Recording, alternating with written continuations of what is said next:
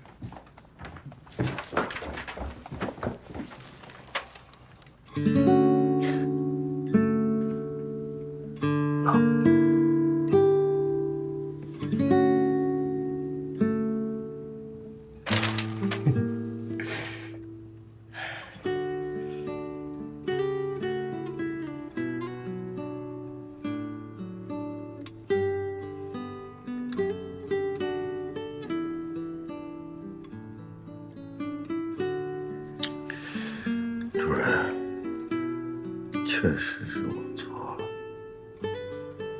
我不应该在没和你商量的前提下擅自做主，把那么大的秘密给泄露出去，脑袋里简直有屎。可是你态度未免太坚决了吧？这让我很伤心。再加上你跟我妈说，你根本就没有和我结婚的打算。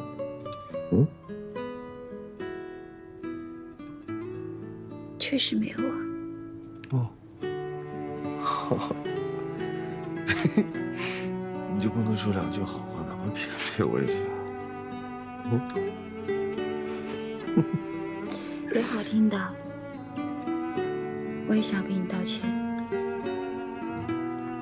我说话太硬了，让你伤心了。其实这几天我也想了很多，你是真的为我付出了很多，不应该让你花谢，那么不人道。我应该和你一起去面对和解决这件事情。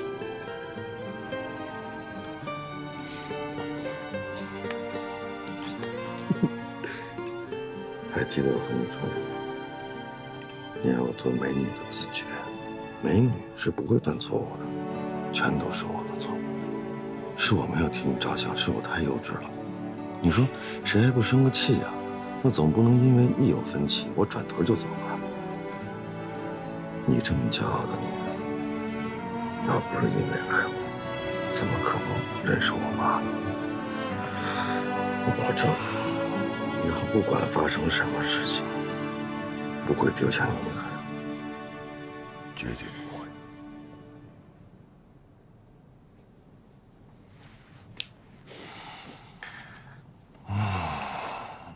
但是我妈这事儿也得容我琢磨琢磨。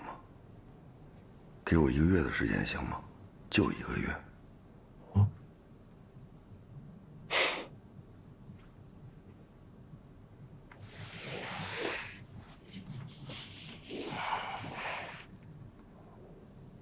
其实我是真的舍不得你。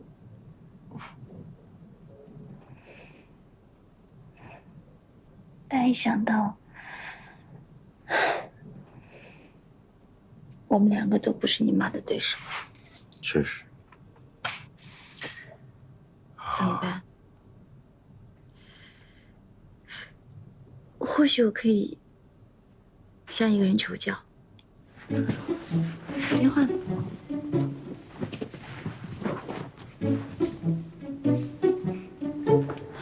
你是不是该换成我的频道？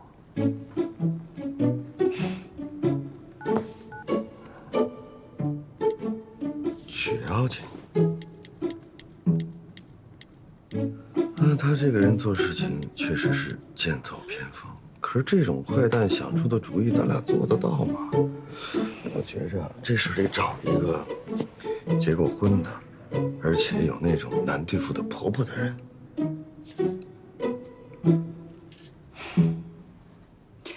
可是像我这种这么不传统的人，也想不到办法怎么对付你妈。不求教小曲，我也不知道该怎么办了。但愿他能有好主意。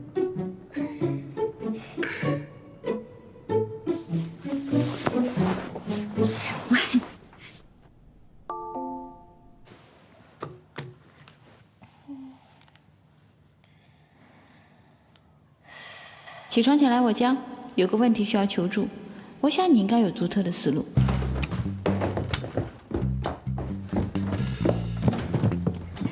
哇！我若是一大早发微信把我给吵醒了，我一看微信，原来是你找我个求助。天哪，这简直是太好的机会了！你居然会求助，你怎么了？说吧，你到底有什么事找我呀？包大哥，麻烦你转过身去，然后用2个手堵住你的耳朵，假装什么都没有听见，听到没有？你说，是不是让我教你怎么勾引包大哥？你别闹了，快进来。你俩到底什么事儿啊？啊？天哪，这沙发皱成这样，你们俩刚才在上面干了什么？老实交代。我们什么都没有干。干嘛呢？干嘛呢？手在干嘛呢？别闹了，是真的有事情要求教你啊。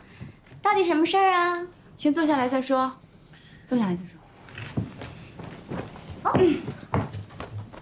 说吧，到底什么事儿啊？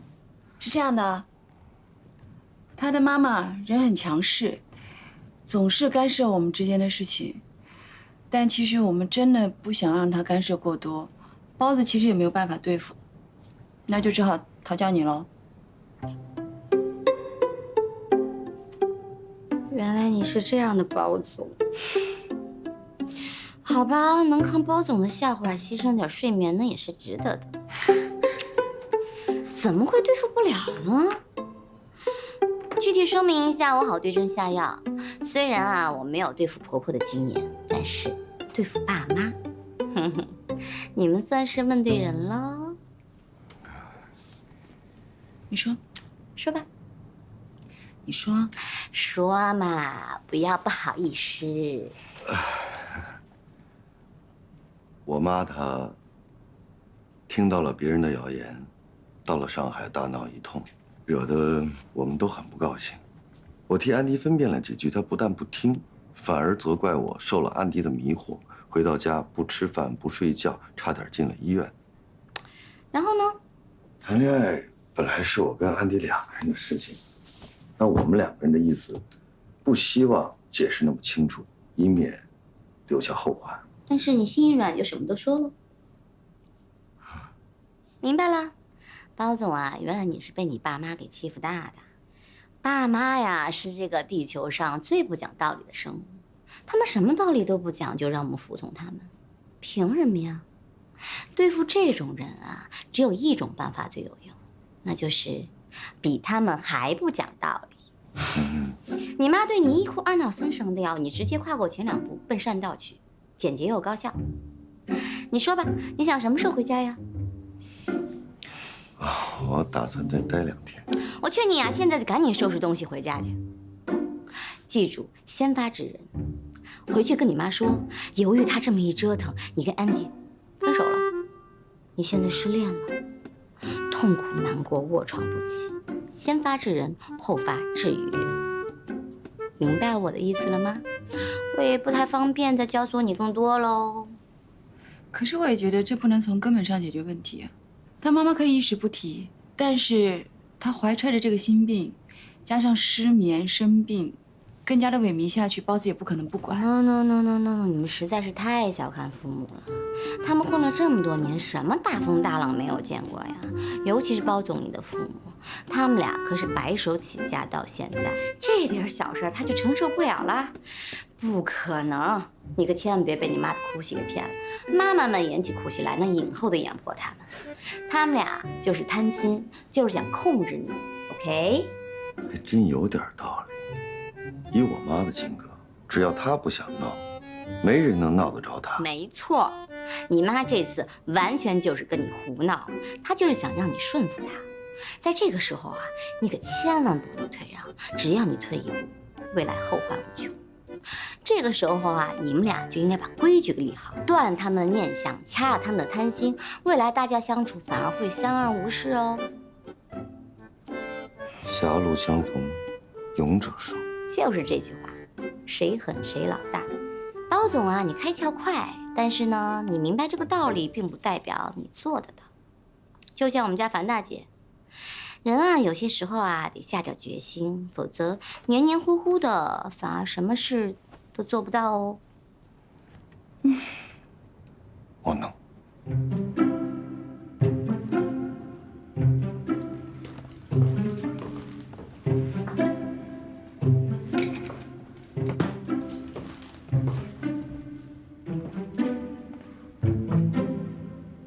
干嘛呢？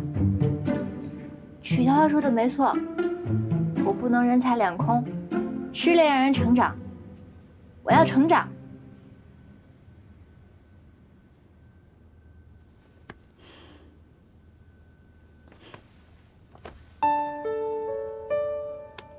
怎么了，樊姐？没什么，就是挺矛盾的。有时候吧，希望你快点懂事儿；有时候又觉得你不应该成长得这么快。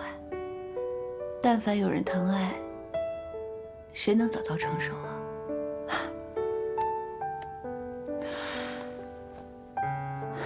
樊姐，我本来打起精神来了，怎么被你说的我有点难受呢？打起精神来，樊姐是老了，伤春悲秋的，不像你们小姑娘，至少比我勇敢，对吧？喂，别说你呢啊，趁着年轻，赶紧谈恋爱，别等到老了，谈恋爱都没感觉了。加油！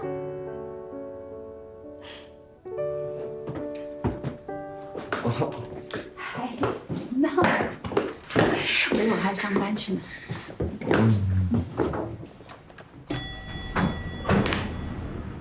电梯到了。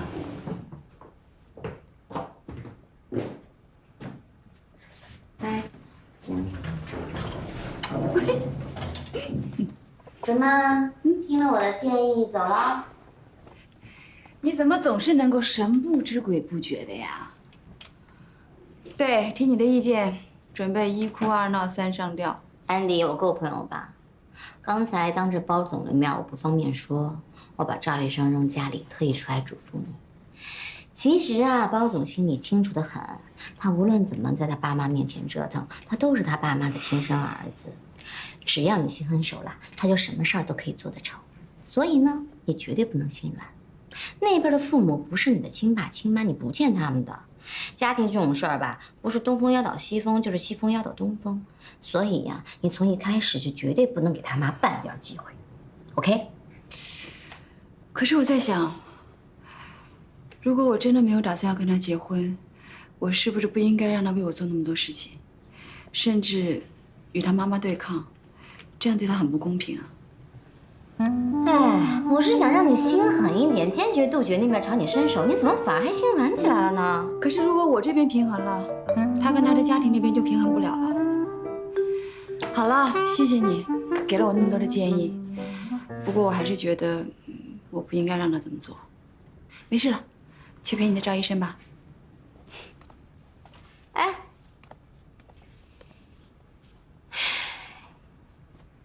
奇怪。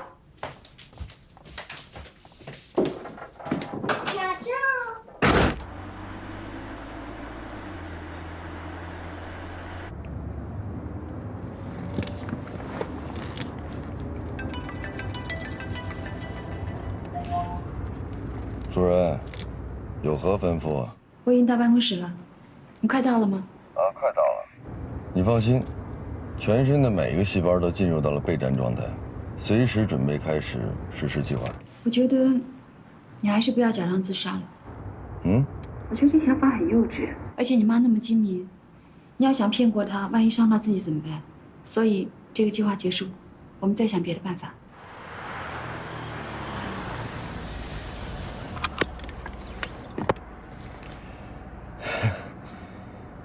你就这么轻易的放过我？不会因为我妈不讲道理，再轻易的跟我分手啊？不会。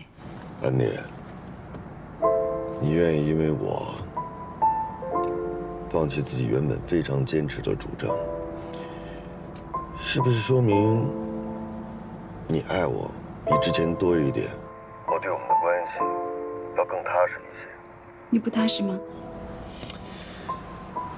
我活到现在有太多的理所当然，但你绝对不是。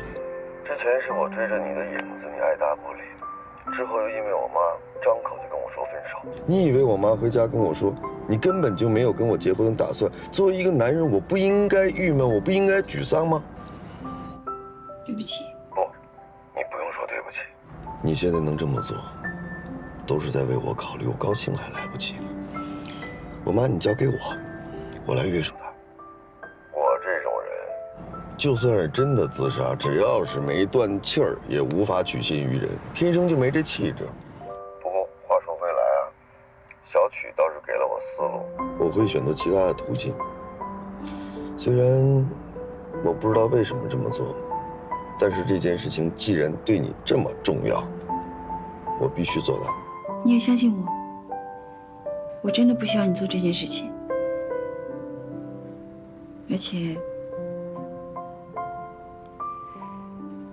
而且，我也不想牵出什么不必要的麻烦，你懂吗？我弄错了，你爱我不只是一点，是很多。主人，你绝对不会所托非人。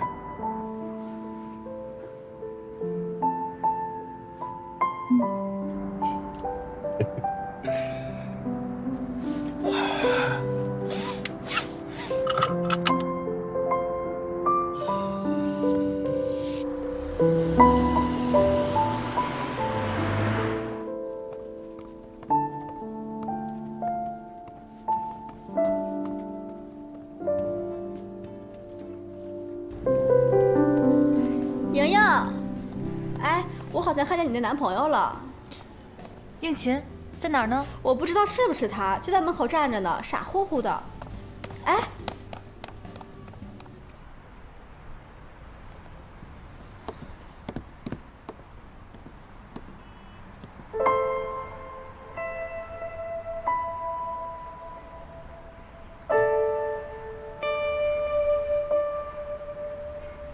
也是，他怎么可能来找我呢？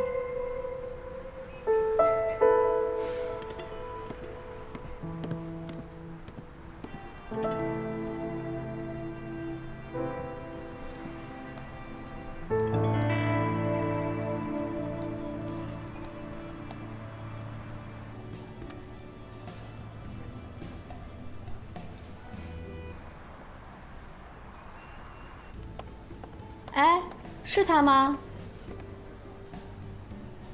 他不会再来了。为什么？你们分手了？为什么呀？我们彻底结束了，别再问了。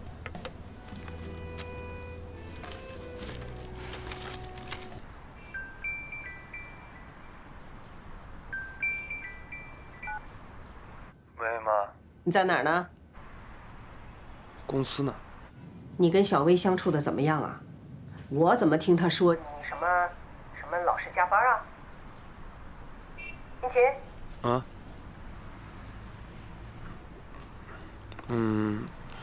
最近新开个项目，确实挺忙的。那也不能忽略了人家小薇嘛。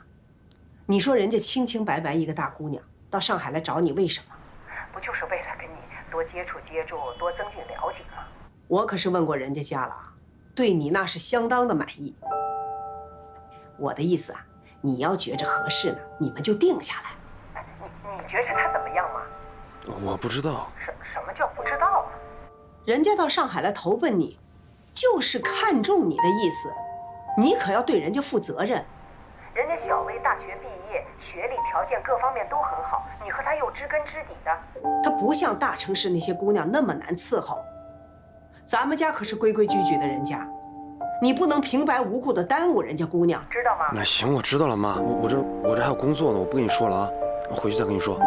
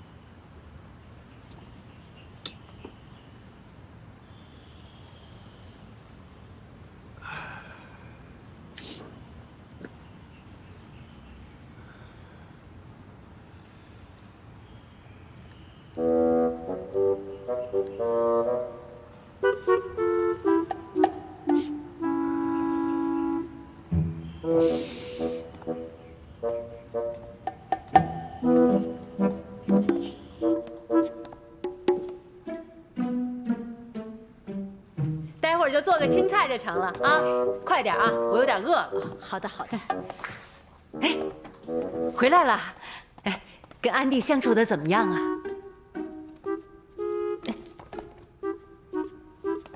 怎么出问题了？哎，好好的说句话，到底怎么回事啊？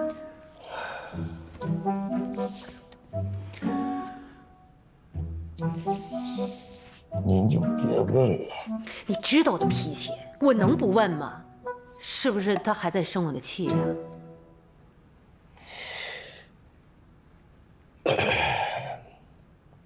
您到上海去，怀疑他这个，怀疑他那个，他心里头能舒服吗？我就替您说了两句好话，我说我已经告诉您魏国强跟他的关系了，也说了您保证不再去叨扰他了。可是没想到效果更糟。哎呦，你替我说什么话呀？你之前的聪明劲儿都哪儿去了？我原来不是误会他了吗？哎呦，他心里对我有怨气也正常。但我不能由着别人说您不好吧？都快成一家人了，什么别人呢？那不是别人呐，那是我儿媳妇。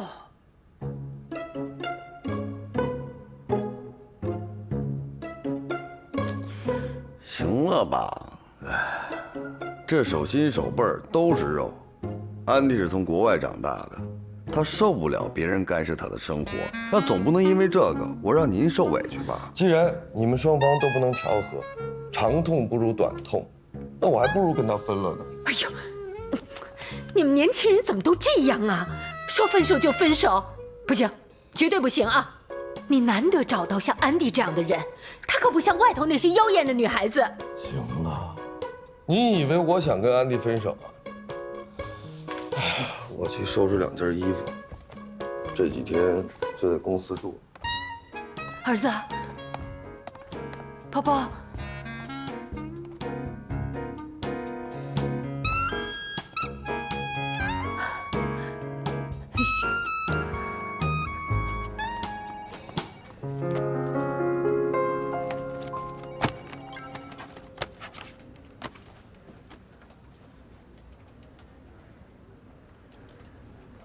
以前对音乐的理解很肤浅，纠结在一个风格里，很快就难以为继。后来才发现，音乐根本没有模式，迷死人的旋律，爽死人的节奏，还有伟大而复杂的意义。这些当然都很重要，但它们并不是音乐的根本。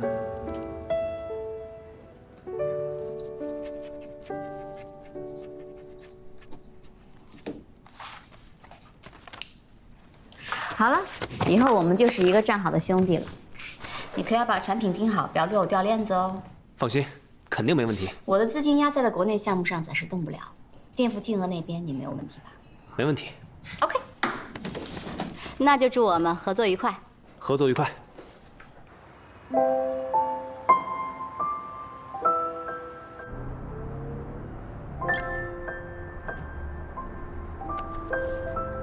以前对音乐的理解很肤浅，纠结在一个风格里，很快就难以为继。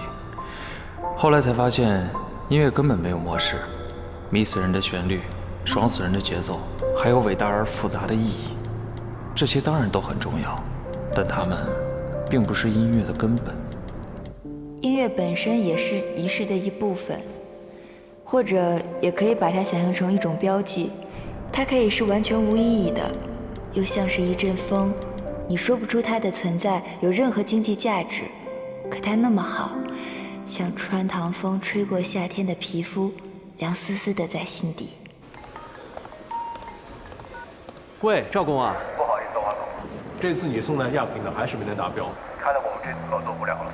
包总呢让我再跟你打个招呼，说以后再有合适的机会呢，咱们再合作。啊，没事了，那替我谢谢包总，以后有机会的话我们再合作。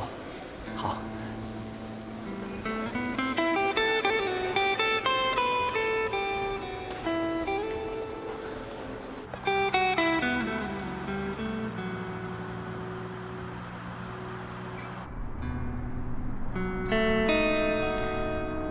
有一个好消息和一个坏消息，你先听哪个？好消息，我和小曲的合约已经签订了，以后啊都有一定的工作量了。如果做得好的话，应该还会增加。坏消息呢？包总的要求比较高，利润又太薄了，我已经决定放弃跟他合作了。哎，不过你放心啊。我现在正在接洽一个大的客户，就是我之前跟你说的倪总，他现在正在开发一个大型项目，说是要拉着我一起干。上下嘴皮子一动就是生意啊！啊，我告诉你啊，签了合同叫生意，没签合同就叫忽悠。要我说呀，人家也是随口一提，未必真心想帮你。那也不一定。你说倪总跟我合作那么多年了，他现在有赚钱的生意，他想到我也很正常啊。他现在这个项目很大，啊，分我一点投资份额。你说以后的这个回报率，都是在5到10倍。小美，我是这么想的啊，常规生意我还继续在做，倪总那儿我也跟投一些。运气好的话，别说首付，房子钱就直接出来了。真的？那当然是真的了。小美，你放心，我说过，年内买房，我一定买房，你就放心好了。好吧，我是实在帮不上你。不用，你就安心等着好了。晚上想吃点什么呀？哎，我们家楼下开了一家比较好的日料，据说口味不错。咱们吃完饭一起看个电影啊？不了，送我回欢乐颂吧。我上次提议的那个顶级珠宝的下午茶会，我们领导很感兴趣，觉得不错。我想尽快的细化一下环节，再敲定一些不错的品牌，争取把这个 VIP 线下活动拿下。真的不看电影了？咱俩都好久没有约会了。没办法呀，新到一个公司，我肯定要好好表现啊。不过，我已经好久没有这么有干劲儿了，好像找回了年轻时候的自己。看来你挺喜欢现在的工作啊。与其说是喜欢新工作，倒不如说是怀念曾经的自己。我家里条件你是知道的，刚工作的时候啊，比现在更难。那个时候，我一点都不觉得苦，每天都是干劲满满的，不在乎报酬，不计较得失。哪像现在呀，干什么都瞻前顾后的。哎呀，都说是越大越懂事儿，可是这几年我觉得，有的时候那股子锐气，远远比懂事更可贵。就像我们家小蚯蚓，说卖咖啡就卖咖啡了，不是照样趟出一条路吗？我要是能像他那样啊，我说不定早就不是现在这个样子了，搞不好我已经买房子了。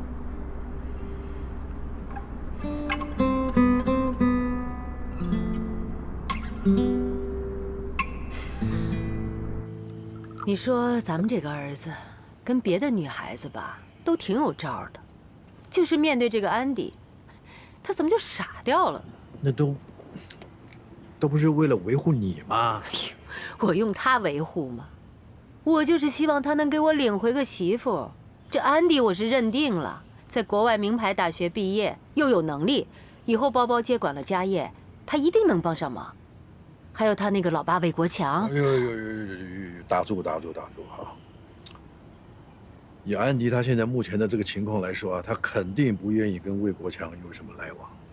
倒是你呀，你看，这包包之前跟安迪在一块的时候，你就要他们两个分手。好了，现在都已经分手了，你到现在说这些话有什么意义呢？他们不是因为我才分手的吗？又不是他们俩没有感情了。我见包包啊，对安迪是认真的，我们得想想办法，把这个儿媳妇给我追回来。你就别再瞎折腾了，好不好？听我一句话啊，儿子的事儿你就别再插手了，别什么事儿你都想控制，好吗？啊，这大了，儿子都是大活人了，你管不了的。他是我身上掉下来的肉，我能不管吗？我那咱们这儿子是这性格小鲜肉，不是你能管得了的啊！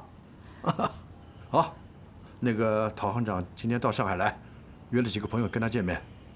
你现在去上海，要叫司机，太危险了啊！不用了，我自个儿开去。啊！哎呦，多危险！叫上司机。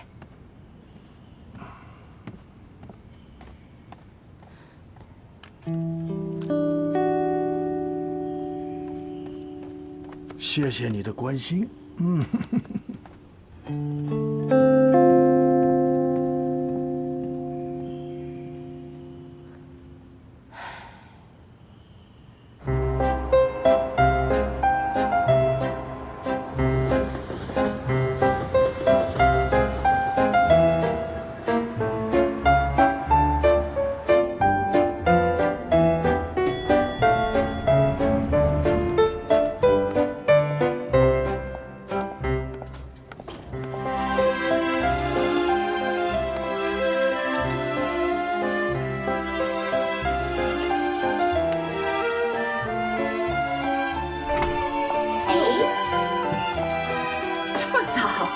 不像你的风格。我给你买早餐过来，顺便八卦一下，你跟包公子到底怎么样了？你猜？进来吧。所以，一点动静都没有。包总看上去挺厉害，原来又是个样子货呀。这样不行啊。他妈妈肯定还会去找你的，毕竟是他妈妈，他再狠能怎么样？但我觉得他应该不会再来找我了。我都跟包子分手了，他找我有什么意义啊？当然有意义啦。包总上次说误会已经解除了，只要包太太脑子没有失常，他就肯定推算得出找你是最佳的选择。再说了，包总一直是由他妈罩着的，他肯定看不了他儿子受失恋之苦。你还别不信啊，这方面我门儿清，从来都没有失算过。好，我就看你这个小妖精算得准不准。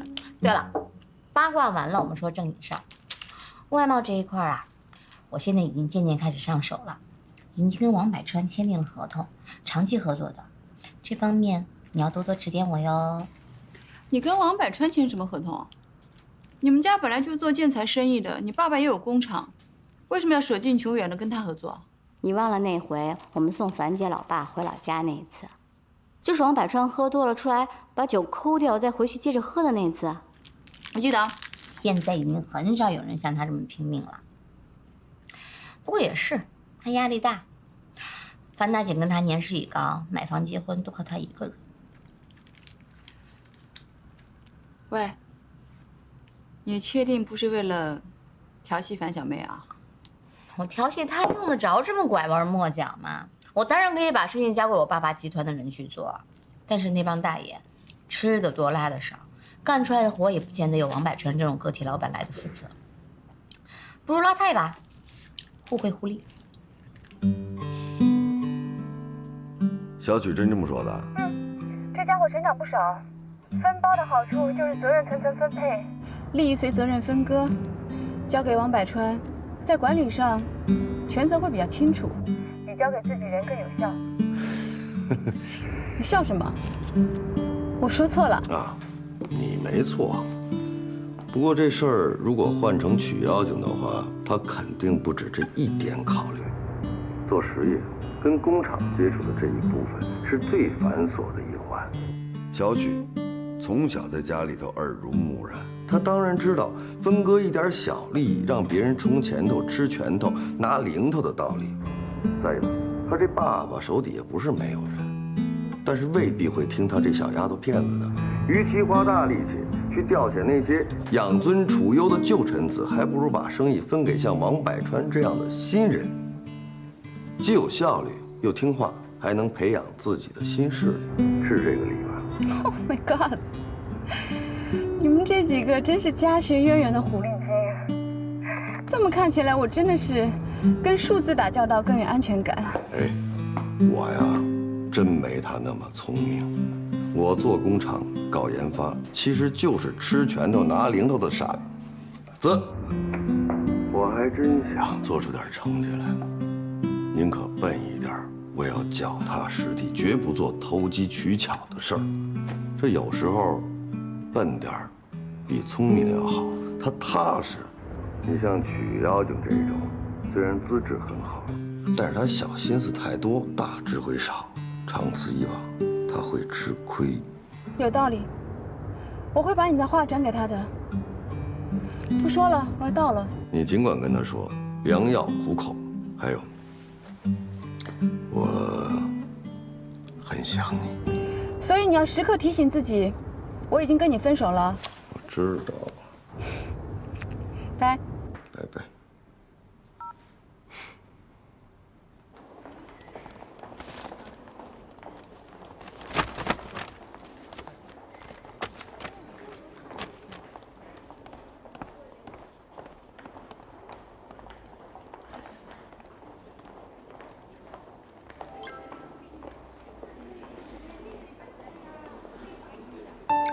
昨天你给我回的那条信息很有用，很有启发感。其实我最近在做一个尝试，每段时间跟不同风格的乐手合作，诠释各种我觉得有意思的主题，比如回老家吃到凉皮的快乐，又比如公车上两个乘客吵架，所有的一点一滴，我都放到音乐里去。这种音乐很有生活气息。最近音乐的风向有从上而下的变化，探讨心灵和虚无的变少了，探讨烟火气的作品变多。如果你有这种想法，更需要找一个合适的切入点，让在都市漂流的人不但感觉烟火气，也感觉到家乡和异乡不同的烟火气。这件事要抓紧啊！你们去忙吧。好，小关，小关。哎，王总。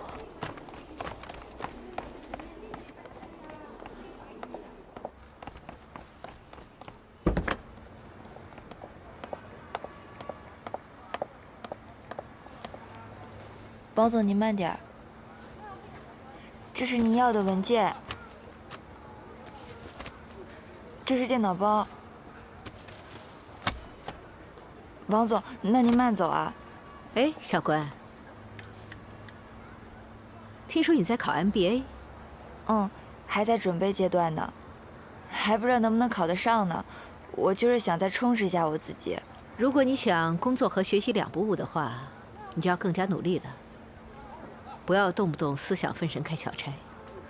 对不起啊，王总，我以后会注意的，不会再有第二次了。谢谢您的提醒。走吧。那您慢走。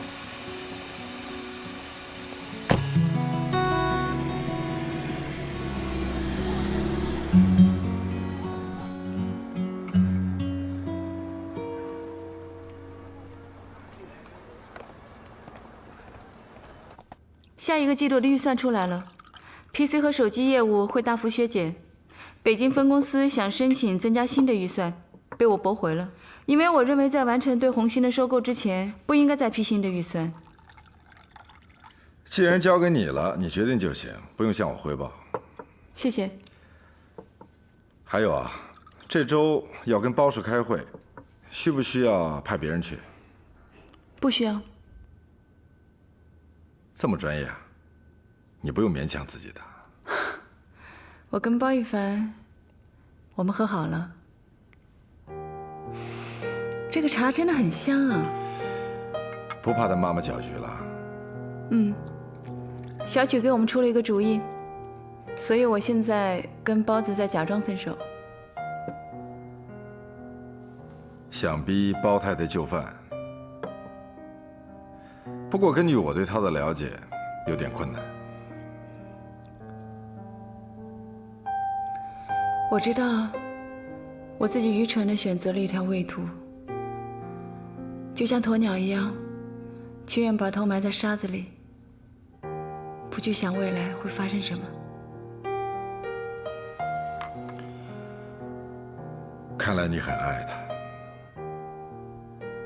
不过老实说啊，这不是我熟悉的安迪的态度，有些……什么？不负责任？不过设身处地的站在你的角度来想，也能理解。以你现在的情况，要么自私，要么自残，两者必选其一，别无他路。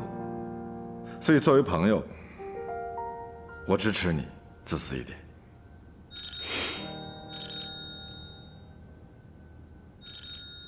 包太太。